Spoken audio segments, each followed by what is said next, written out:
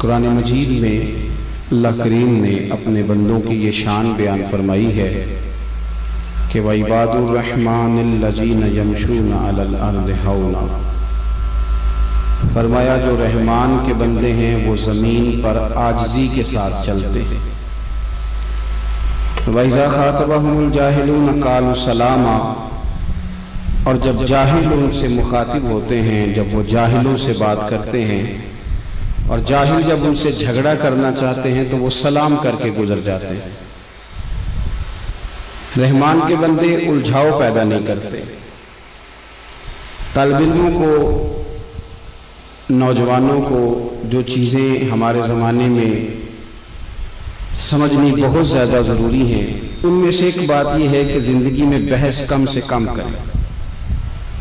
किसी बदमज़हब से, दीन के किसी ऐसे शख्स से गुफ्तगू करना हो तो वो भी जो उस फन का माहिर होगा वो आदमी बात करेगा। उलझाव नहीं पैदा करें, बहस नहीं करें। हमारे यहाँ जो बहस होती है आम लोगों की, वो बहस अक्सर उलझाव पैदा करती है, उलझे नहीं। मुल्ला जलालुद्दीन रूमी ने एक बात लिखी है, तफरीह तबा के लिए भी अच्छी रहेगी और समझने के लिए भी अच्छी रहेगी। वो कहते हैं कि गधे और घोड़े की बहस हो गई थी। गधा कहता था कि आसमान का रंग काला है और घोड़ा कहता था कि नीला है। हालांकि बात घोड़े की ठीक थी।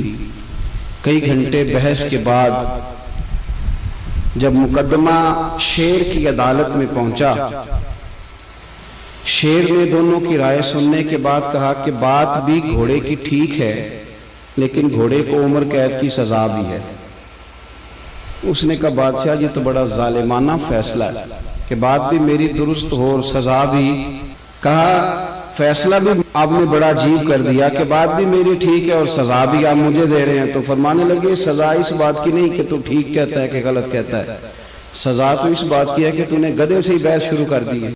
हर एक से बहस करेंगे, उलझेंगे। जवान उलझते बहुत ज्यादा हैं, गुस्सा बहुत है, अना बहुत है। याद रखो हमारे ज़माने में जो सबसे ज़्यादा तकलीफ़ है वो गुस्से की है।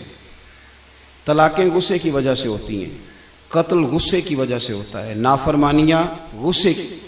नौजवान बच्चे अपने उस्ताद को, अपने माँ बाप को गुस्से में कुछ ऐसी बातें कह बैठते हैं कि फिर वो बातें माँ बाप को सारी सारी रात सोने नहीं देती। फिर वो बातें असातिज़ा को बड़ी तकलीफ़ में मुब्तला करती। रसूल करीम अलैहिस्सलाम ने पूछा था सहाबा से, पहलवान कौन होता है? अर्ज़ की हुजूर जो मैदान में लड़े और अपने सामने वाले को बिछाड़ दे। तो नबी करीम ने फरमाया ना भाई, पहलवान तो वो होता है जिसे जब गुस्सा आए तो अपने आप पे कंट्रोल कर ले। अभी से अपनी तरबियत करें। अगर मुआशरे में इस्लाह करना चाहते हैं, रवादारी पैदा करना चाहते हैं, तो अपने गुस्से को, गुस्सा अनापरस्त लोगों को आता है। गुस्सा सवाब का काम है, लेकिन अगर दीन के दुश्मनों पे आए तो अपनी ज़िंदगी में ठंडा होना शुरू से इसको इख्तियार करें। जब बहुत ज़्यादा आप में गुस्सा होगा, बहुत ज़्यादा आप आदी होंगे। वो हमारे यहाँ बच्चों से प्यार किया जाता है तो बच्चे उसका नाजायज़ फ़ायदा उठाते हैं, वो लाडले बन जाते हैं। वो समझते हैं कि मेरी अम्मा मेरी हर ख्वाहिश पूरी करती है तो अब हर शख्स ही ऐसा बन जाए। ऐसा हो नहीं सकता भाई। माँ का मामला और है, बाप का मामला और है। लेकिन अगर आप उस लाड प्यार के अंदर अपने आप को गुसीला कर लेंगे तो ज़िंदगी भर आप तकलीफ़ में रहेंगे। आपको बेशुमार आजमाइशों का सामना करना पड़े। हौसला, दरगुजर, मुआफ़ी। नबी करीम सल्लल्लाहु ताला अलैहि वसल्लम ने जिस चीज़ के साथ दुनिया को फ़तह किया उसमें सबसे अहम रोल दरगुजर का है। अगर आप माफ़ करना नहीं जानते तो आप तो अपनों के साथ भी दुश्मनी रखेंगे, इसलिए कि कमज़ोरियाँ तो हर बंदे में होती। फिर तो आप अपनों से भी हट जाएंगे। ज़िंदगी में बहुत ज़्यादा ज़रफ़, बहुत ज़्यादा हौसला पैदा करें। एक इस्लाम के जो हीरो गुजरे उनमें एक हीरो का नाम है हज़रत उमर बिन अब्दुल अज़ीज़। ये बादशाह भी थे और अल्लाह के वली भी थे। बादशाह वक्त होने के बावजूद ना रात को 2 घंटे वक्त निकाल के तो टोपियाँ सिया करते थे। टोपियाँ सीते थे, खग्गे की टोपियाँ बनती थीं, खजूर की छाल की वो सीते थे और बेच के गुजारा करते थे।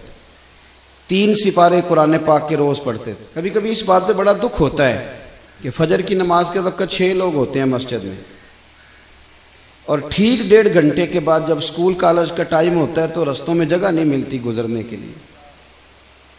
अगर आपको आपका मुस्तकबिल सबको उठा देता है 7:30 बजे आपका मुस्तकबिल, तो क्या कब्र अशर के लिए आप 1.5 घंटा पहले नहीं उठ सकते? यानी वही सारी कौम जो 1.5 घंटा पहले दरवाजे बंद करके मुकफ्फल सो रही है, वो सारी सड़कों पे, रास्ता ही नहीं मिल रहा। इतना बड़ा जुल्म। मुझसे एक बच्चे ने, एक दोस्त ने कहा नमाज में दिल नहीं लगता। मैंने कहा दिल का तो मामला ही नहीं, ना भी लगे तो नमाज तो फिर भी पढ़नी है। नमाज को दिल लगी का नाम है, नहीं लगता तो न लगे। दवाई खाने में दिल लगता है? चलो ये बताओ, स्कूल आने को दिल करता है? अब तो हंसने लगे सारे। कॉलेज आने को दिल करता है? पेपर देने को देते हो कि छोड़ देते हो? सारा साल मेहनत की, पेपर देने को दिल ही नहीं कर रहा। यहाँ तवीज़ लेने जाते हो, दम कराऊं जी मेरा दिल नहीं कर रहा। अजीब फलसफा है ना साहब। एक दोस्त ने मुझे कहा नमाज में दिल नहीं लगता। मैंने कहा क्या करते हो? कहता मैं वापडा का मुलाजिम हूँ। तो मैंने कहा आपने कभी नहीं कहा कि मेरी तनख्वाह आ गई है बैंक में पर मेरा लेने जाने को दिल नहीं कर रहा, कोई दम कर दें। कभी नहीं आपने कहा कोई तवीज़ दे दें। ये झूठ का पलंदा है। ये तो बात है अहमियत की, ये तो अहमियत की बात है। एक दोस्त इसी तरह फरमाने लगे कि पीर साहब मेरा दिल नहीं लगता नमाज में, सुबह नहीं उठा जाता। तो सऊदी अरब में वो काम करते हैं। तो एक रात को मिलने आए, कहने लगे सुबह की फ़्लाइट से लौट रहा हूँ, क्या टाइम है? कहने लगा जी सुबह 4 बजे की है। मैंने कहा तेरी तो रह जाएगी, इसलिए कि तेरी तो सवेरे आँख ही नहीं खुलती, तूने खुद बताया कि फजर नहीं पड़ता। कहने लगा जी मैंने 48,000 की टिकट खरीदी है, मेरी आँख लगनी नहीं सारी रात। तो मैंने कहा साहब असल बात अहमियत की है। अगर 48,000 की अहमियत इतनी है कि वो मिस नहीं होगी, तो अगर पता चल जाए कि नमाज की अहमियत कितनी है, फिर नमाज भी मिस। तो जिंदगी में रवादारी पैदा करें और साथ साथ दरगुजर से काम लें। देखो हजरत उमर बिन अब्दुल अजीज रहमतुल्लाह अलैह बादशाह थे, दरवेश थे। कुछ बादशाहों की लोग इज्जत करते हैं सियासत के लिए, और कुछ की कदर करते हैं दिल से। लोग उनका बड़ा इकराम करते थे। तो एक दिन आप रात को गश्त के लिए निकले, 2-3 गार्ड सिपाही आपके साथ थे। उस ज़माने में लोग लकड़ी के जूते पहनते थे, और लकड़ी का जूता अगर मोटे ताज़े आदमी ने पहना हो, जैसे आजकल ये बाटा के जूते होते हैं बड़े सख्त, को मेरी तरह का सेहतमंद आदमी पहनना हो और किसी के पैर पे पैर रख दे तो सामने वाला बेचारा बड़ा बेहाल हो जाता है। हज़रत उमर बिन अब्दुल अजीज गुजर रहे थे, लकड़ी के जूते थे। एक बुजुर्ग ना सोए हुए थे गली में, ज़मीन पे चटाई बिछा के। आपका पैर बाबा जी के पैर पे आ गया। इस तरह की जब हंगामी सूरत हाल होती है ना, इमरजेंसी की, मोटरसाइकिल से मोटरसाइकिल टकराए, तो सामने वाला जो पहला लफ्ज़ कहता है ना, वो ये होता है कि नज़र नहीं आता। यही होता है ना जुमला, पहला अंधे हैं आप, पहला लफ्ज़ यही होता है। तो पैर पे पैर आया तो वो बुजुर्ग फटाफट बोले, कहने लगे हल अंतुमुल आमा, क्या आप अंधे हैं, नज़र नहीं आता? उनको पता नहीं था मैं बादशाह को कह रहा हूँ।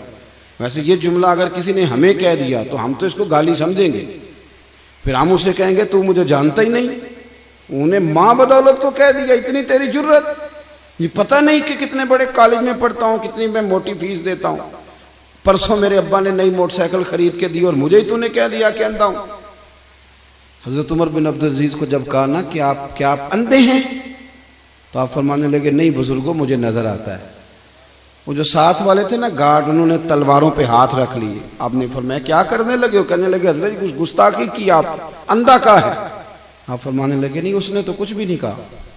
कहा हज़रत साहब कहा है उसने आपको अंधा? फरमाने लगे नहीं कहा उसने मुझे अंधा, जनाब कहा है। आप फरमाने लगे बात तुमसे कर रहा था कि मुझसे कर रहा था? कहा जनाब आप ही से कर रहा था। तो फरमाने लगे उसने तो एक सवाल पूछा है, उसने पूछा आप अंधे तो नहीं? तो मैंने कह दिया नहीं मुझे नजर आता है, इसमें झगड़े वाली कौन सी बात? ये तो सादी सी बात है कि आप अंधे तो नहीं। तो मैंने कहा नहीं मुझे। तो हमने कितने झगड़े बना लिए, सादी बातों पे भी झगड़ा, हर बात पे बहस है, उलझाओ। जो लोग अना का बुत बना के उसे पूजते हैं ना, वो दुनिया के सबसे कमजोर लोग होते हैं। जो इज्जतें मांगते फिरते हैं, एहतजाज करते हैं कि मेरी इज्जत करो, लड़ाई करते हैं कि तुम मुझे इज्जत नहीं देते, भीख मांगते हैं कि मुझे इज्जत दो, कभी इज्जत नहीं मांगे। काम ऐसा करे जिंदगी में कि इज्जत करने को दिल करे।